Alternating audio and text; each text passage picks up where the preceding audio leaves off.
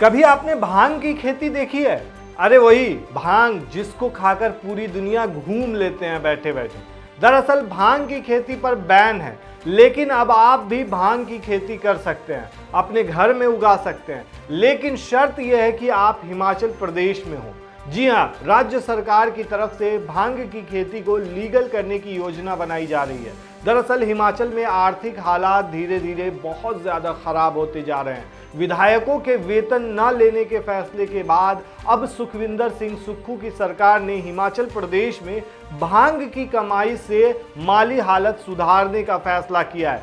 सुक्खू के मंत्री विक्रमादित्य सिंह ने तो बाकायदा कागज पर सारे नफे नुकसान का अंदाजा तक लगा लिया है। विधानसभा में बिल पेश करने की तैयारी कर ली है। हिमाचल की पहाड़ियों पर उगने वाली भांग अब राज्य की आर्थिक हालात को सुधारेगी। दरअसल राज्य की कांग्रेस सरकार भांग की खेती को लीगल बनाने की तैयारी कर रही है। हालांकि ये मजबूरी है कि सरकार को इसकी खेती से बैन हटाने का फैसला लेना पड़ रहा है। कैसे, चलिए समझते हैं सब कुछ। दरअसल हिमाचल प्रदेश की राजनीति गरमाई हुई है। यहाँ की आर्थिक स्थिति जो है वो खराब बताई जा रही है। राज्य सरकार का दावा है कि औषधीय इस्तेमाल के लिए इसे लीगल किया जा सकता है, मतलब भांग को। इसके लिए सरकार की तरफ से बिल भी तैयार किया गया है। राजस्व मंत्री की अध्यक्षता में 26 अप्रैल 2023 को एक समिति का गठन हुआ था। राज्य सरकार के मंत्री विक्रमादित्य सिंह का कहना है कि इससे अर्थव्यवस्था को मजबूत करने में मदद मिलेगी, यानी कि भांग की खेती से। अब सवाल यह उठता है कि क्या लीगल करने से रुक जाएंगे इल्लीगल काम? दरअसल भांग की खेती को कानूनी रूप देने वाला बिल पेश होगा और मंत्रियों का कहना है कि आबकारी नीति से हमें फायदा हुआ है, इसे लीगल तरीके से उगाएंगे तो सरकार को फायदा होगा।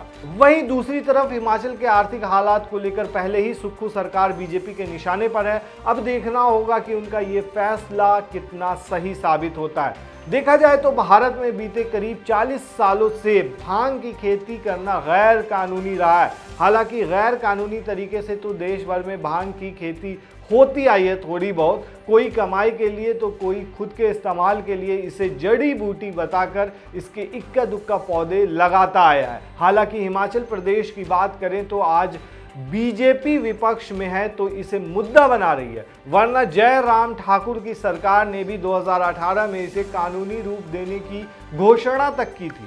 अब कांग्रेस की सरकार संकट में है। ऐसे में उसका दावा है कि भांग की खेती को मंजूरी देने से राज्य को करीब 500 करोड़ रुपए की अतिरिक्त कमाई होगी। सन 1985 में भारत में भांग की खेती को अपराध बता दिया गया था।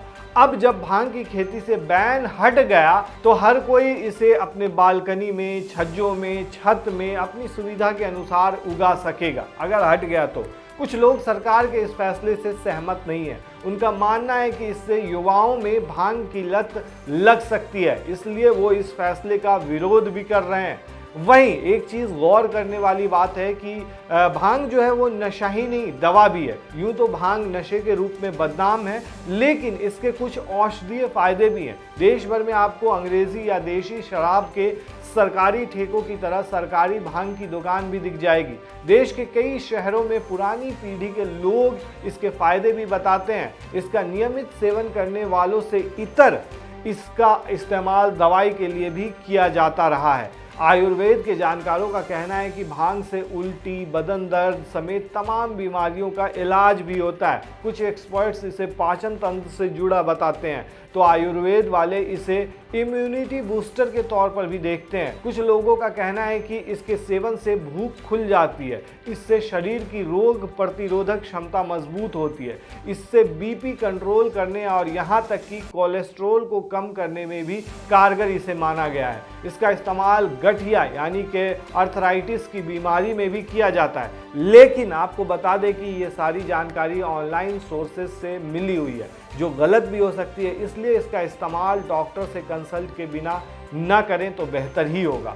और इस पर आप क्या कहते हैं दोस्तों कि अब हिमाचल में अगर इसे लीगल किया जाता है तो इसका इम्पैक्ट क्या पड़ेगा? क्या युवाओं के अंदर नशे की जो लत है वो और ज़्यादा बढ़ सकती है या फिर इसका लीगल फ़ायदा हो सकता है? आप हमें कमेंट में बताएं।